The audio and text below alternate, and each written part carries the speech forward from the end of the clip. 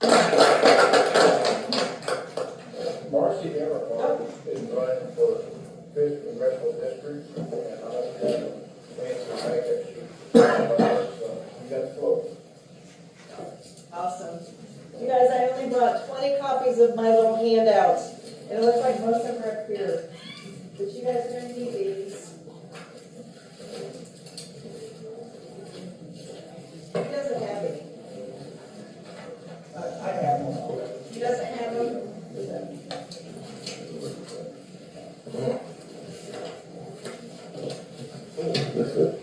You guys got them?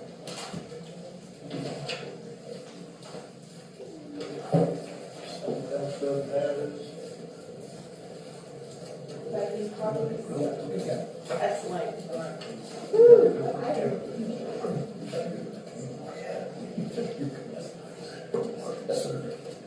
Oh my gosh, I had no idea there would be 30 of you guys here tonight.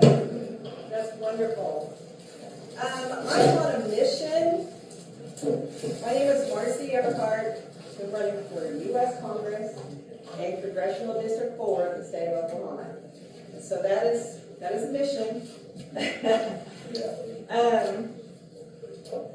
My mission is to bring information to you guys, to get everyone to understand that how Congress works is as a patchwork of complicit corruption, and it affects every single thing they do. And then to discuss about how we are going to take our country back. So, my presentation tonight is called The Top 5 Ways Congress Cheats, Steals, and Enriches Themselves. Let's go ahead and get started. The first way is through non-governmental organizations. How many of you guys are online? All of you guys? Because I never know which room I'm walking into, right? So that's good to know. So you guys know that what a non-governmental organization is, right? That's the new fancy word for fake charity. And how that works is they'll do their paperwork to file as a charitable organization with the IRS. They've only been in existence for 30 days. And then they get a federal grant for hundreds of millions of dollars. And then you find out that the director of this fake charity is the spouse or friend or former staffer of the elected official. And then you realize that there's also finder's fees, because this money from this NGO is going to flow into this other NGO, and then another spouse or friend or former staffer is going to take a big chunk of money and call it a finder's fee. And they always have these really flowery names, like Save the Starving Children, or, Feed the Starving Children, Save the Ocean, Save the Whales, whatever. But you'll begin to see that this is a very sneaky way to divert, some people say $1 trillion, $1 trillion each year, because there's 1.5 million of these fake charities. They are doing this deep inside the bureaucracy. Do you see what I'm saying? It doesn't matter who you vote for. It doesn't matter who's president. Because it's these bureaucrats that are deep inside that are approving these grants. Okay? And they're just spreading the grift around. Supposedly very little actually gets to where it's supposed to go and does its purpose. And so the solution to this is very simple. It's one sentence, one page, one bill. No more federal public tax money going to a non-governmental organization, period. We can make charitable donations directly to a charity of our choice. We don't have to steal it from the American people. And see, this is the sneaky way that they further their little agenda of DEI or green new energy or whatever. Do you see what I'm saying? And it's hidden deep into the bureaucracy. So, so why can't we just get rid of it? Well, this is the foundation that Washington, D.C. has been built upon for decades. And it's just growing and growing, right? So, and I wanted to give you a very specific example, because also I don't say these things lightly. I have a very high standard for information, and I'm looking for lots of sources to corroborate the information. But the specific example I've come up with is called the National Endowment for Democracy. Oh my gosh, that sounds wonderful. That's amazing. Actually, it's a liberal organization that is responsible for censoring conservative Americans. Doge and Trump zeroed it out, completely cut it. Our Congressman Tom Cole put it back in. And let's see, $315 million that he put into that budget, because these are the deals that he makes with the Democrats to keep the government open. He will give them whatever they ask. If they want abortion funded, he gave it to them. Do you want transgender surgeries? He gave it to them. Do you want things we've already killed off brought back and refunded? He gives it to them. And he's willing to do anything to avoid a shutdown. So I also included Tim Burchett as the opposite of Mr. Tom Cole. And I wanted to ask you, would you guys like to have a congressman like Tim Burchett? Yeah. That would be me. Okay? That would be me. I would love to make you videos all day long, giving you updates as to what is really happening. I've also included a chart that came from I think it's called the General Accountability or Government Accountability Office. That's where this really came from. It's a chart that explains to you how your tax money funded COVID-19 through the guise of medical research funds, grants. So, let's see, we give these medical research grants to Duke University and University of California, and then they turn around and give it to, now hold on to your hat, to the medical research branch of the Chinese Army. So you gotta wonder, what are they working on? Oh, you lie about this. All right, and it's all documented right here. It took them 6 years to do the study and to release the report. And a lot of our best efforts are being undermined by propaganda. You know, like we want to cut the National Endowment for Democracy. Oh, no, you're against democracy. You know, we want to cut medical research. Oh my gosh, you're against medical research. But see, all of this is nonsense. And you need somebody in office who's going to say, this is nonsense, this is the proof, it's right here. Okay, so the first way is to NGS scan. Imagine all these cookie jars. And they all have their hands in them. Okay, then. Am I on timer? Okay. I forgot to ask. How much time have I got? All right, so the next way is insider stock trading. There's this very serious website called Unusual Whales. I love this website. It is a subscription service to investors who are looking for information about investments. I think for fun, on the side, they do a congressional report for insider stock trading. So the first one is 2024, the next one is 2025. And I know that, looking at my copy, my printer ran out of ink, but you guys' copy shows blue bars and red bars. What do you guys think that means? All of them are doing it. Both sides.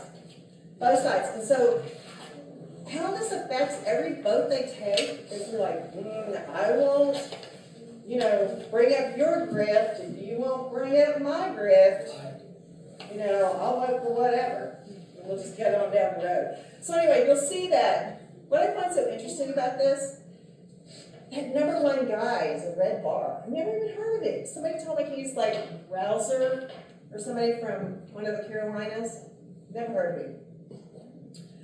But you'll notice that his unnatural profits were 149% above what's considered normal. And that was 2024. The top guy here, 78%. So it's funny. Can't you just imagine them going, oh my gosh, we better rein it in. They're starting to catch on to our insider stock trading. We better pull it back. Do you see it went from 149%, the worst offender in 2024, to the worst offender in 2025 being 78%. So it's like, oh my gosh, we better rein that in. push it down, just do a little bit, not as much as we usually do. Yeah, make it look good, because they're starting, catch on to us. So, how does that work? They're getting ready to go into their committees and take a vote for a week. So they're gonna make a move by yourself, and then go into the committee, make that vote, and then they make a bunch of money. So I consider that a separate way to cheat. That's separate from stock that you already hold that determines every future vote you make. And that's a separate item. Oh, and this has an easy solution, you guys. They've been talking about freezing your stock portfolio when you're in office. That's one of the measures being discussed. And what that means is you can't sell without giving a week's notice, and you can't buy it all. And so they're thinking that that bill will freeze a portfolio. Exactly. And then Tim Burchett, because he's Mr. Amazing, came back and said, put your stuff in a dadgum mutual fund, just like everybody else. Yeah. See, that's what needs to happen. Yes. Yeah. So that you have no control over what's happening with that money. So you sold some. Yes. Okay, so 202 members of Congress have stock in the military industrial complex. So that probably explains why we continue to send hundreds of millions of dollars to the Ukraine. And then they turn around and spend that money on military weaponry and equipment. So they're stealing your money out of your pocket, giving it to these guys to buy stuff that's gonna go directly back into their pocket. Yes, ma'am? I think most of us would agree that it's corrupt, the system is just a gargantuan mess. What's your plan to beat Tom Cole? Yeah. Yeah. How you gonna beat Tom? Wow. Do that, because, Yeah. I mean, he's been in there since 2003, he's Have you entrenched, guys noticed him campaigning lately? he's in with the tribes, so. Do you know that the tribes, there's only 7% of the Chickasaws that actually vote? No, they don't like it. Right. That is such a, do you want me to answer it now? or- Yeah. Yes, Yeah. yeah, because we all agree with everything. Okay. Yeah, okay, 2 years ago, Paul Bondar, every single person in Congressional District 4 knew this man lived in Texas. Of course you did. And people voted for him anyway. He drew 26% of the vote. 26%! We will vote for a Texan over Tom Cole, 26%. Also, there were 3 other guys, and they drew 10%. Man, this is on the internet, dang it. So anyway, you add that 10% to 26%, and I would feel confident in saying that that is 36% of the votes cast were anti-Cole votes. And that was 2 years ago. Now, wouldn't you say that since Trump has come into office, the exposure of this has just exploded? And that people are now beginning to understand Tom Cole's role right in the middle of all of this. And to also begin to understand that he doesn't have the power he once had. He's getting rolled over right now. I mean, he made a deal where he gave them everything they asked for. And we're still in a government shutdown. So, I mean, I think that you can add to that 36% of just pure anti-Cole. And I can tell you that going out into the district and talking to groups, I would say 80% hate his guts.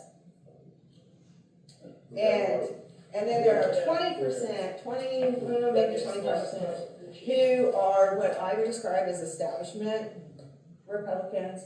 They are not online. They don't know. When I tell them this information, they're like, what? They have never heard this before. No. And in their case, you just need to put in front of them the conservative voting ratings. Yes. Okay? And honestly, there's like 10 of them. And there's some that are as low as 15%. So anyway, so the deal is that no, I don't have $1 million. Do you know what he did? All right, I filed my FEC papers on December 30th, and on December 31st, he dumped $1 million of dark money into his campaign that came from a PAC called Americans for Security, And all of these watchdog organizations have been demanding an investigation into this PAC that's dirty. And you know why the FEC won't do it? They're not a quorum. They're not going to be a quorum anytime soon. It is not a priority to get those people on that board, you know, that can open investigations and punish. That's not a priority right now. So at the federal level, it is a wild, wild west, right? So he's got $1 million. What does he do with that $1 million? He's running really bad commercials on Fox. Have you completed the I-voter guide questionnaire? I have not. Okay, because American Family Association is putting that out, and they're gonna set it out for the state of Oklahoma around May 29th.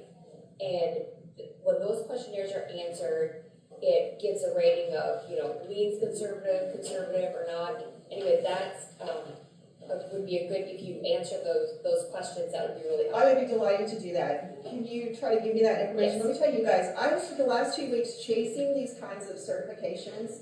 I sent in my stuff to Don Spencer, who here is a 2A guy. Anyway, I was trying to get it through to Don. Don said he's way back on email. Anyway, and I also spent one morning filling out questions for Mohawk, make Oklahoma healthy again. And there was one question I don't understand, you know, about daycare subsidies. I'm like, how do daycare subsidies have anything to do with make Oklahoma healthy again? I'm missing that. And I'm definitely not for green energy. But, so I've been chasing those. And so if you would definitely make me a note for that so I can chase that. What I spent a couple of hours a day, it's really frustrating. The rhino removal project out of Texas. Oh my gosh. So I'm like, am I answering like 2 hours and 50 questions from these people for $1,000 donation? Because what I want a team. I need you guys to bring a team of door knockers in here, and I need y'all to hit 40,000 houses in Cleveland County. There are 82,000 registered Republican, you know, households in Cleveland County. Anyway, that's what I want. I don't, you know, that's what I'd rather have. Anyway, so it's a combination. I think it's going to be one on the ground. Oh, also, what is he spending $1 million on? Lady Chickasha last week told me that there was a girl walking around the door from Colt, and she said, "You're not from here. Where are you from?" And the girl said Florida. So he's spending a lot of money bringing kids in and putting them up in a hotel, you know, to knock on people's doors. So I need door knockers. It's fake and it's inorganic. You know, what can I say? But I need door knockers. And let's see, so I think it's going to be a combination of high quality interaction on their doorsteps, me doing it. Like I plan to door knock 3 days this week. Tomorrow 74 degrees, Wednesday 76, Friday 76. I'll be out all day, all night. But and then Thursday I've got to be down in Duncan for another event, a meet and greet that's set up at a church. Anyway, it's going to be a combination of 3 selfie videos a week combined with knocking on doors, high quality. Where are those videos broadcast? Where Social media, I've got like 5 channels. Facebook. But yeah, Facebook is the worst. I'm being suppressed on Facebook. I've been suppressed on Facebook since March 2020. What are you gonna do? I mean, you know. So where else do you find the video? I'm most active on X. I would not recommend if you're not on X to get on X. That is the wild, wild west. I would not recommend it. But I will always put it on Facebook. Definitely. Okay, I'm also on LinkedIn. Instagram is weird. I do it anyway. What is the other one? Oh, Truth Social. I do that. Do my duty. Yeah. I don't know why. I don't know what kind of interruption. Anyway, so do you guys want me to fly through the rest of this really quick? Because I know JJ's in a hurry here.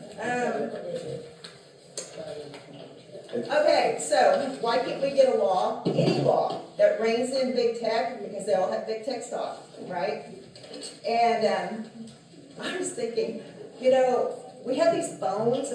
I would like to have a law that protects my online privacy. Instead, we have a phone that spies on us 24/7. And the latest thing with my phone is every time I go online, it's talking to me about facial hair and like a woman's shaver for menopausal facial hair. And I'm like, oh, I've never even Googled that. Is this phone like looking at my face as it's coming in close? Yeah. Stop. That's horrible.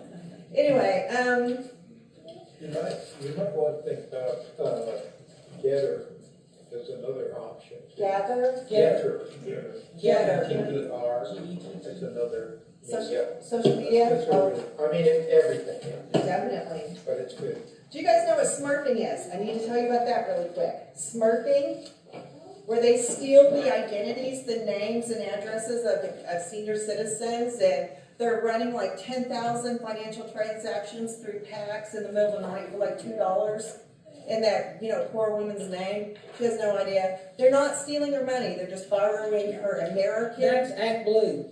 Yes, Is that Act Blue? it is Act Blue.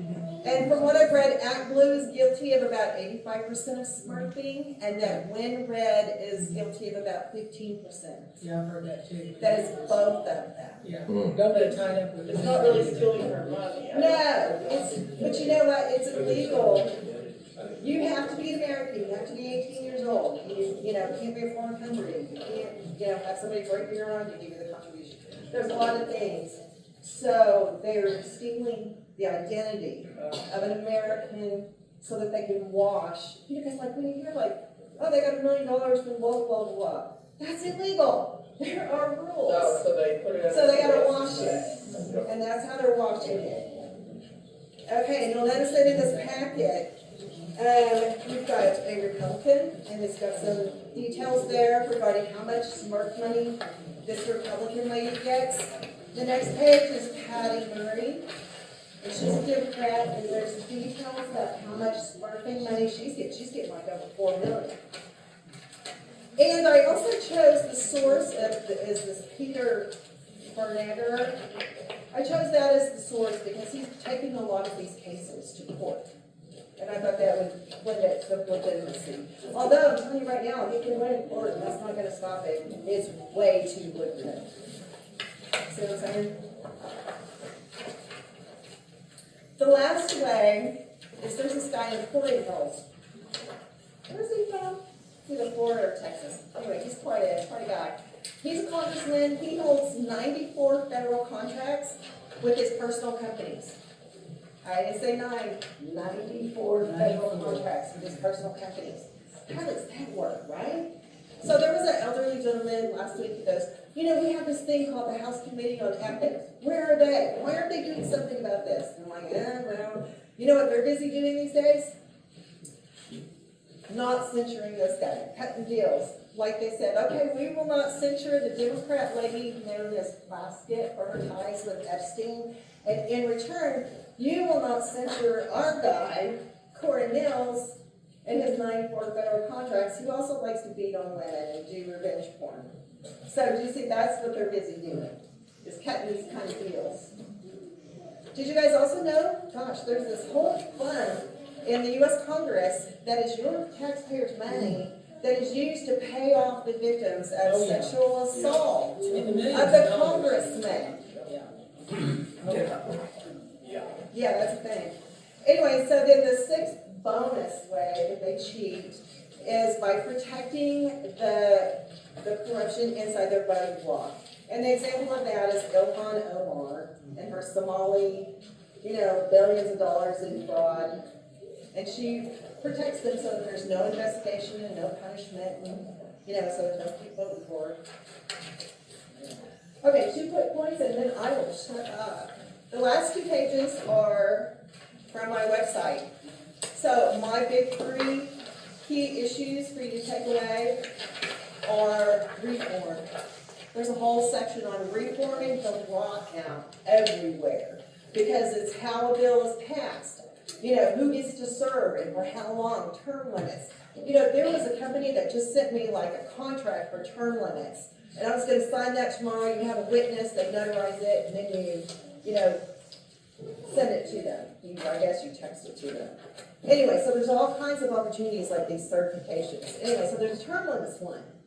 I'm so excited about doing that tomorrow. Anyway, how a bill is passed. Who serves. They have to be an American citizen, and one thing would be great. And term limits. Anyway, so there's a whole section on reform. The second problem I have, or key issue, is the debt. And I'm going to talk to you a little bit about the debt. Oh, good Lord. And then the third issue is propaganda. And people are like, oh, propaganda's not that big a deal. Propaganda is derailing, defeating, undermining our best efforts. And a quick little bit about me. I started out in the 80s as a newspaper reporter. I worked with a lot in Constitution. I drove around all over Southwest Oklahoma. I actually went out and talked to people and I wrote down everything that they said. And then I figured I could make more money on the advertising side. So hopped over to advertising, was an advertising exec. Then I went back to school, got an MBA with international marketing emphasis, and that put me on a marketing director track. At the height of my career, I brought emerging new technologies to the North American market. They were mostly medical in nature. So, you guys, I had a front row seat to see what medical testing looks like, and they haven't been doing it right since the 80s. For one thing, they're not holding variables constant. That's crazy. They're just making stuff up. And then the other thing is, you'll notice when you work in the medical area, they abuse this thing called expert power. You know, they shove people around for egotistical and arrogant reasons. And I remember thinking, you know, a doctor, we're saving lives here, so we gotta do it my way, right? That's what I'm talking about. All right, so I observed, this is not a good mix. Some really bad things could happen. And then it all came to fruition in March 2020. And I used to make jokes with my friends, oh, you know, I think I was in that meeting. You know, like when something new and crazy would happen, and I'd go, yeah, I think I was in that meeting. But we're just, you know, joking. Anyway, so that gives you a bit of my background. And I hate to say that I'm like a master level propagandist, but I kind of am. When you look at sales, you know, marketing, advertising, like I have an amazing BS radar, is what I'm trying to say. And you know what matters today? Not a lot matters, except for the court of public opinion. And I'm the kind of person that you need. Not so much a lawyer. You need somebody who can fight propaganda. Yes, sir. Yeah, I'm just wondering, Enriches is out there trying to do something for the American people. Yes. And I wanted to ask you, what makes you think that you really want to follow his lead or be collegial with someone like Enriches in his professional viewpoints? And what will protect you from falling into the same trap as the people we vote for, having great hope for, and then they betray the American people and turn their backs on us? Are two amazing questions. And I know I'm going to forget one of them when I leave into one of them. Anyways, let's go ahead and talk about the last one you asked. I sat out for about 6 weeks because I was thinking about my personal safety. What am I going to do? I'm rather small. I got a huge mouth, but I'm rather small. And then I came up with this idea to wear a spy camera on a necklace all the time, which is a deterrent. If somebody's coming to me with a bribe, it's right there. And this is not a recording that sits on a hard drive and then you stick it in a computer. No, this would be live streamed. Do you see what I'm saying? That goes somewhere else so that they can't kill me and take my spy camera. Do you see? It has to go somewhere else. Okay? So, if they make a bribe offer, if they make a threat on my granddaughter's life, it's all right here. And it's also a bit of a deterrent. Like everybody knows I wear this. Everybody knows I wear this. This is my protection. What was his question? Did I answer it? What makes you, Tim Burchett. Why do I like what makes Tim? you want to be a collegial follower or join his ideological bent, his direction? What makes you so sure you want to be a thief or something like that? What I admire about Tim Burchett is his constant communication with his constituents. It's what they deserve. They deserve to know what's going on instead of somebody hiding in the shadows and cutting secret deals. And I admire that about him. And so you would be getting that level of constant communication.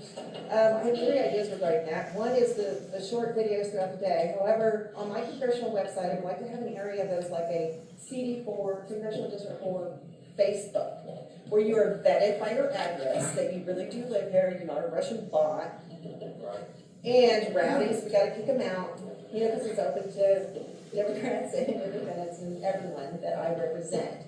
And I would make a video explaining all of the information that I have about something, and then we figure out together what our vote is. Because I don't know everything. There may be something that has to do with somebody's profession, and they've got some important information they need to share with us. And I want that, not from a lobbyist. Yes, sir. I'm not gonna ask you to do for term limits, but if term limits was in, Tim Burchett wouldn't be in his office now, would he? I think he's relatively new. Turned out. I think he's relatively new. Oh, okay. Yeah, I So, think but he's once you get a good candidate in there, They're, We need that to show oh, up. okay. But I'm, go check the Oklahoma Constitution. Yeah, So term limits is in the state constitution. A federal judge has ruled them out, but it is still written in the state constitution. I was for like 4 to 6 years. But there was a lady that told me you'll never ever get it passed unless it's 12, and at least it's like a step in the right direction. I think 12 is too long. I think that's despicable. Anyway, it has been a pleasure to meet you guys. Please go to my website. Give me a chance. And we can do this. We can do this.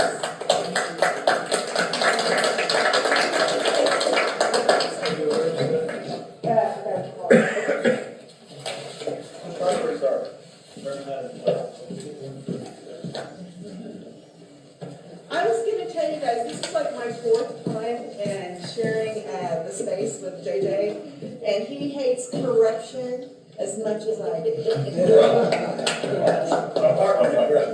Hey guys, JJ Humphrey, a lot of y'all may have seen me